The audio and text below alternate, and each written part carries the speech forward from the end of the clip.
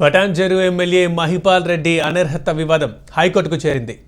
Criminal కేసులో Sangareddy court 2 ఏళ్ల 6 నెలల జైలు విధించినప్పటికీ అనర్హత వేటు వేయకపోవడాన్ని సవాలు చేస్తూ హైకోర్టులో పిటిషన్ దాఖలైంది. జైలు శిక్ష పడిన ఎమ్మెల్యేపై అనర్హత వేటు వేసి ఆ స్థానం ఖాళీ అయినట్లు ప్రకటించేలా ప్రభుత్వాన్ని ఎన్నికల కమిషన్ను ఆదేశించాలంటూ బీజేపీ నేత ఎం రఘునందన్ రావు వేసిన పిటిషన్పై ఇవాళ హైకోర్టు విచారణ చేపట్టబోతోంది. ప్రజాప్రాతినిధ్య చట్టం నిబంధనలు, సుప్రీంకోర్టు తీర్పుల ప్రకారం ప్రజాప్రతినిధికి 2 ఏళ్లకు మించి జైలు శిక్ష పడితే చట్టసభల్లో వారి సభ్యత్వానికి అనర్హత వర్తిస్తుందని అంటున్నారు. మహిపాల్ రెడ్డికి కోర్టు జైలు శిక్ష విధించినా ఎమ్మెల్యేగా కొనసాగడం రాజ్యాంగ విరుద్ధమని చెబుతున్నారు. దీంతో హైకోర్టు ఏం చెబుతుందోననే ఆసక్తి నెలకొంది.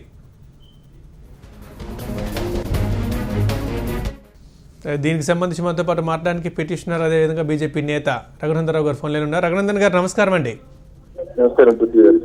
రైట్, మీరు పిటిషన్లో ఏం పేర్కొన్నారు? మరి ఇక ఈ రోజు తీర్పు మీకు అనుకూలంగానే వస్తుందని మీరు అనుకుంటున్నారా? Supreme court lily Thomas versus union of India case లోపల చాలా స్పష్టంగా జడ్జి గారు శిక్ష వేస్తూ సంతకం పెట్టిన రోజు నుంచే ప్రజాప్రతినిధులందరూ డిస్క్వాలిఫై అవుతారని చెప్పి చాలా స్పష్టంగా 10th జూలై 2013 నాడు చెప్పింది. పటాన్చెరు ఎమ్మెల్యే మహిపాల్ రెడ్డి గారిని డిసెంబర్ 10, 2015 రోజు సంగారెడ్డిలో ఉన్నటువంటి మున్సిపల్ కోర్టు 2.5 సంవత్సరాల జైలు శిక్ష, 2,500 రూపాయలు జరిమానా విధించింది. దాని ప్రకారం జడ్జి గారు జడ్జిమెంట్ సంతకం పెట్టిన మరుక్షణం నుంచి ఎమ్మెల్యేగా ఆయన తన పదవిని కోల్పోయినాడు. అయినప్పటికీ కూడా స్పీకర్ దాన్ని నోటిఫై చేయకుండా అలాగే పెండింగ్ పెట్టాడు. వారం రోజులలో స్పీకర్ ఆ స్థానాన్ని ఖాళీ అయినట్టు నోటిఫై చేయాల్సినటువంటి అవసరం ఉంది.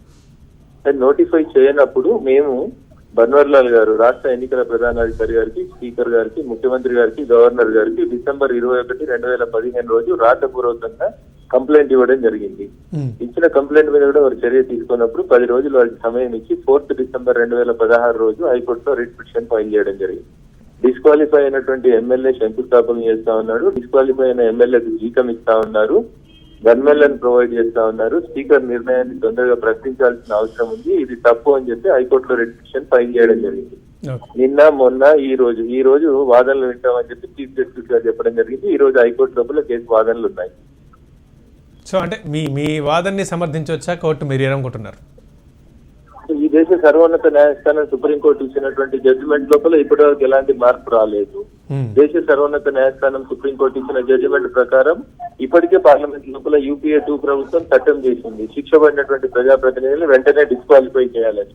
కాబట్టి సుప్రీంకోర్టు జడ్జిమెంట్ పక్కన పెట్టబడలేదు, ఇప్పటిదాకా అప్పీల్ లేదు. కాబట్టి ఖచ్చితంగా తీర్పు మాకు అనుకూలంగా వస్తుందని చెప్పి మేము భావిస్తాను. ఓకే, రైట్ అండి. థ్యాంక్ యూ రఘునందన్ రావు గారు.